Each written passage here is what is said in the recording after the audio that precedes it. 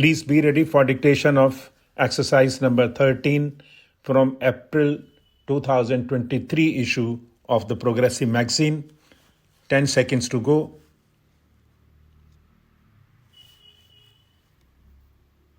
Start. Sir, I now come to the more important part of this bill, which is the heart of the bill, the core of the bill. This is about the rate of tax. I will presently read portions from the Chief Economic Advisor's report. The heart of this bill is what the text will be. It is not a matter between the Union Finance Minister and the State Finance Ministers. There is a third line to the triangle, that is the people of this country. Every Union Finance Minister wants to maximize revenues. Every State Finance Minister is under pressure to maximize revenues. There is nothing wrong with that. But please remember, we are dealing with an indirect tax. An indirect tax, by definition, is a regressive tax. Any indirect tax falls equally on the rich and poor. If you buy a soft drink bottle, whether a rich buys it or a poor man buys it, he pays the same excise duty on the soft drink bottle. That is why world over, indirect taxes being regressive in nature, the trend is to keep them as low as possible. I am sure many members have read the Chief Economic Advisor's report. If not, I would urge you to please read it. The cover tells the story. In high-income countries, the average GST rate is 16.8%. In emerging market economies like India, the average is 14.1%. So, world over 190 countries have one form or the other of GST. It is between 14.1% and 16.8%. The idea is, being an indirect tax, it should be kept as low as possible.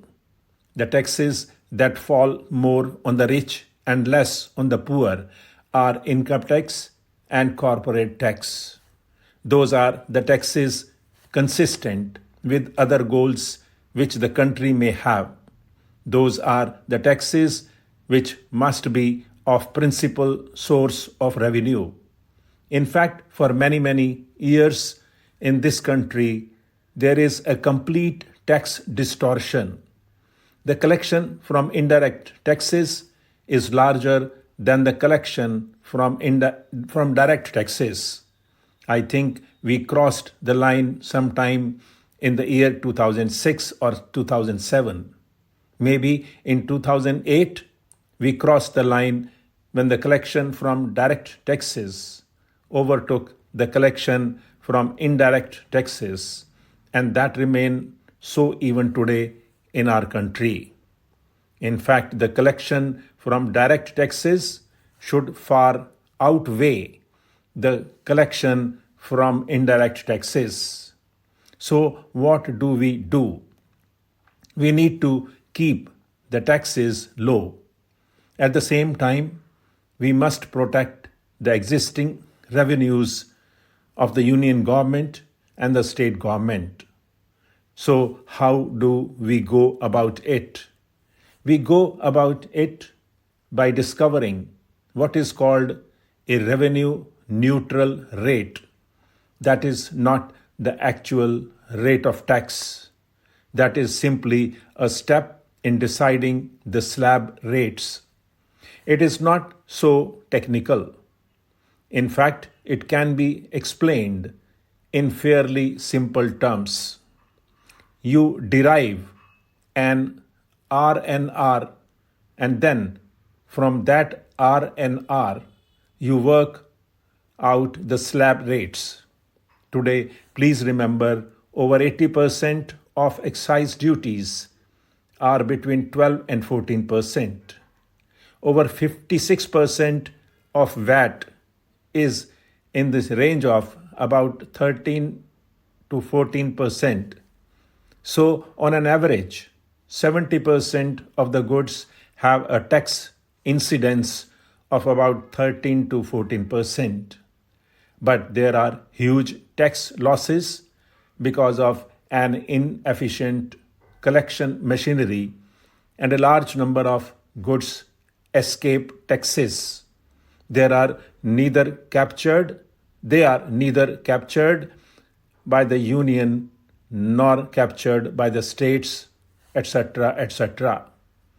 The GST is supposed to be a more efficient tax. If the union captures it, it cannot escape state tax. If the state captures it, it cannot escape union tax. Therefore, it is more efficient. And because it is non-cascading, more people will comply with it. Because it is a self-audit method, a chain of transactions, it is very difficult to escape the tax. All these are argued everywhere, and I do not wish to repeat those arguments. Now, the chief economic advisor of the government, working with experts, including state government representatives, arrived at an RNR of 15 to 15.5 and then suggested that the standard rate should be 18.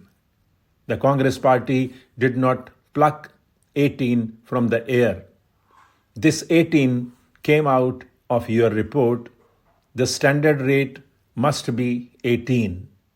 You can have then a lower rate, less than 18, and you can have a demerit rate of more than 18. But the standard rate, the rate that will apply to most groups and most services, must be 18, and the chief economic advisor has argued very cogently that it alone will make it non-inflationary, acceptable to the public, and an efficient way of taxing without tax evasion. Now, when we say cap the tax rate, what are we saying?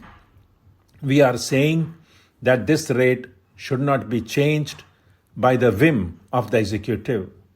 Today, excise duties are changed by the whim of the executive. 3 days ago, they reduced the price of petrol and diesel. 3 days later, they increased. Stop.